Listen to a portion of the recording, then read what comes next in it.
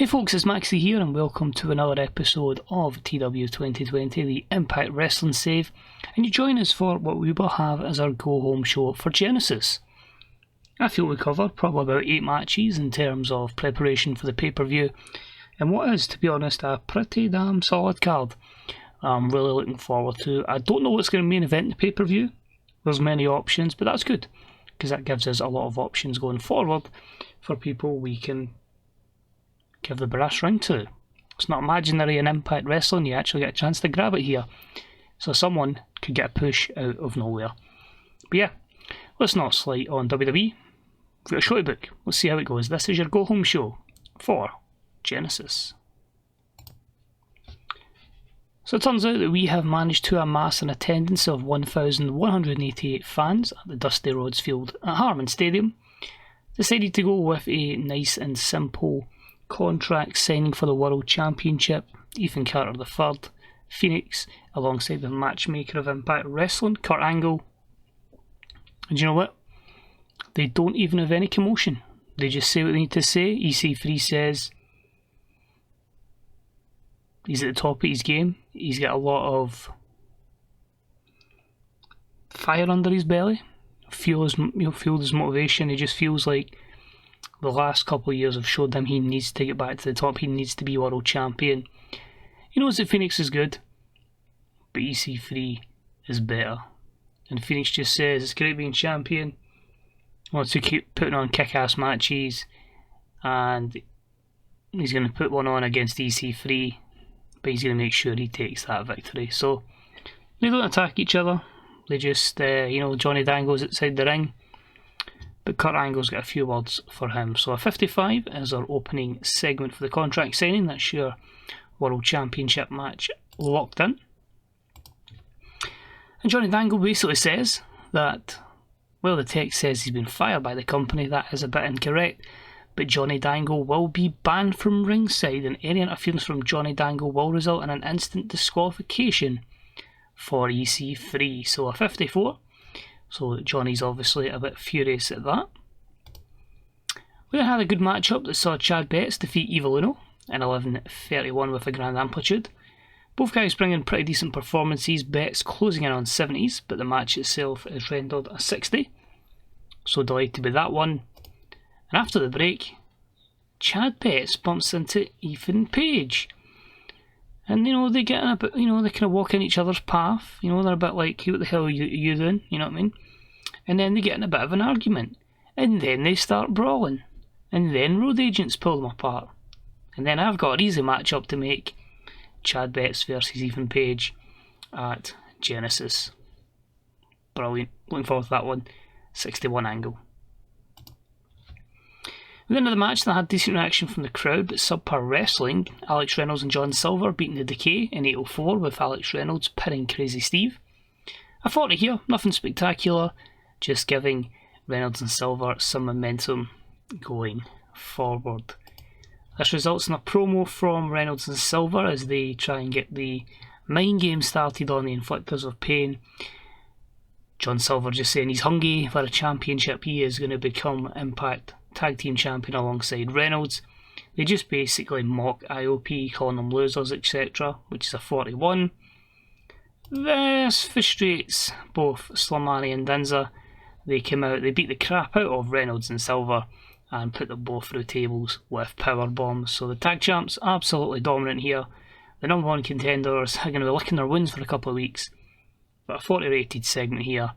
The baby faces were stars and the heels underperformed. We have Max Caster having a rap, this time on Matt Riddle, as it's going to be Max Caster's tag partner, Anthony Bowens, taking on Riddle. That's got a 46. I'm not going to think of a rap every time I put him on. But Riddle defeats Anthony Bowens in a decent matchup in 10:05 by pinfall. So just building Matt Riddle up, giving him victory after victory, and a 51 here as he defeats the acclaimed Anthony Bowens. We then have Moose cutting a promo and he just says he's a bit offended by Claudio Castagnoli, thinking he can just provoke and just get a title match out of nowhere. But he says, you know what? People need to remember the name Moose. People need to know that this is one of the premier championships. I'll kick Claudio's ass. Ain't got no problem with that. So a 55 for that one, and Miss versus Claudio is happening at Genesis. Next up, we had some good heat and decent wrestling. Shelton Benjamin defeats TJP in 7:52 by pinfall with a pay dirt. That was a 55 performance for the matchup. Shelton a wee bit better than TJP. Shelton's ready to take the X Division Championship, but will Suicide even be fit to compete once we get to Genesis? He's never been shown since that beatdown from Shelton Benjamin. We had the triple threat match for the number one contendership of the Knockouts Championship. It was about to have great wrestling and good heat, and Thunder Rosa defeats Jordan Grace and Deodora Purrazzo in 13-15 when Thunder Rosa pinned Jordan Grace with Ella Rosa. 59, 3 stellar performances here, but I'm hoping this is one that can elevate the overness of Thunder Rosa.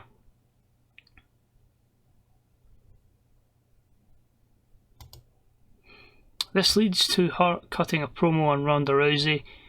She says, basically, I've proven to you that I can do it, that I am the number one contender, and you're going to have to pin or make me submit to retain your championship, and I will never ever give up.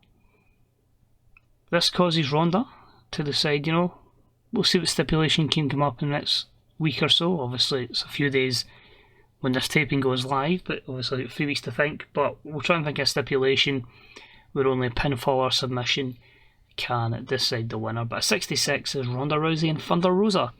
We'll go at it one more time. Then we got a promo from Jeff Hardy.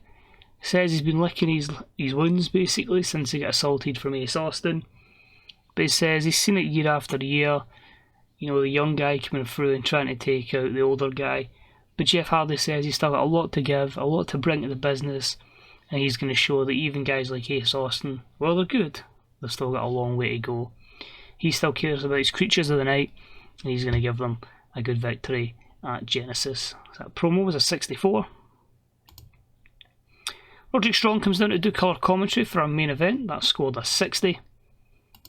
And our main event, was pretty poor. I thought this would actually have done well. Good matchup. Eddie Edwards defeats Richard Holiday in 13-12 with a forward long blower, because we had Sami Callihan run in and attack Richard Holiday, thus costing him the victory. Richard Holiday off his game, although considering we've only had him a couple of months, and it probably was one of his first main events, still pretty decent in the 56 overall. And how do you prepare for a pay-per-view?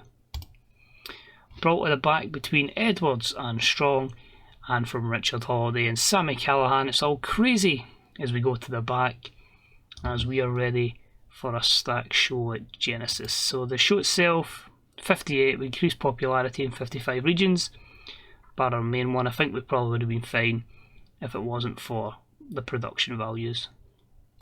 So we'll go to the main screen since that's the end of the tapings. While this happens, I'll quickly run through the card. So at Genesis, our next video, if you wish to watch it, we're going to have the World Championship on the line. Fenix defends against EC3. Sami Callihan will face Richard Holiday. The X Division Championship will be on the line, a ladder match. If Suicide makes it, it'll be him defending against Shelton Benjamin. TV title on the line as Moose defends against Claudio Castagnoli.